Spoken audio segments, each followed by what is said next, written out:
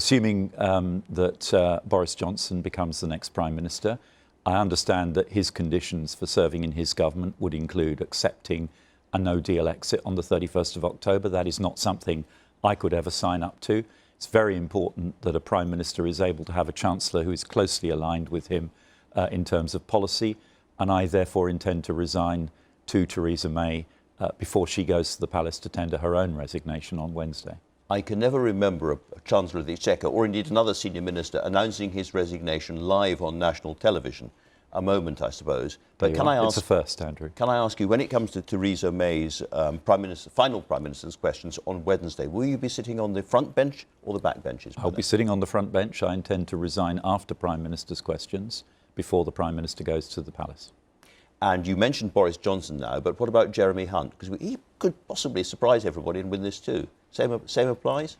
Well, that might be more complicated, because Jeremy's position is more nuanced, and I haven't heard him express clearly a requirement for a sort of loyalty pledge around the 31st of October no-deal exit.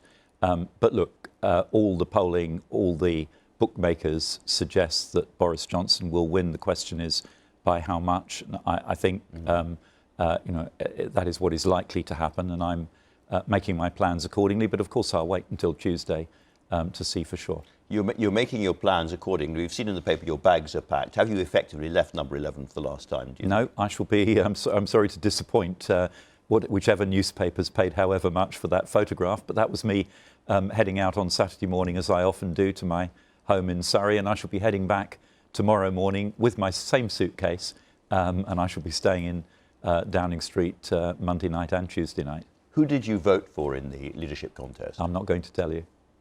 All right, but I think we can probably gather you're not Boris Johnson's biggest supporter, perhaps. Well, look, it's nothing personal. I've always got on very well with Boris, and I find him a very engaging character. And actually, beyond the Brexit question, I don't have major policy disagreements with him. He's a middle-of-the-road conservative, a liberal conservative, I would say.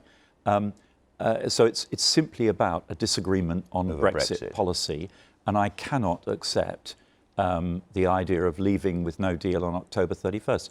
Both candidates have said that they want to get a deal, and I will support them so long as they are genuinely pursuing a deal. But you cannot get a deal by October 31st just because of the circumstances. Parliament will be largely in recess between now and then. The new European Commission doesn't officially take office until the 1st of November.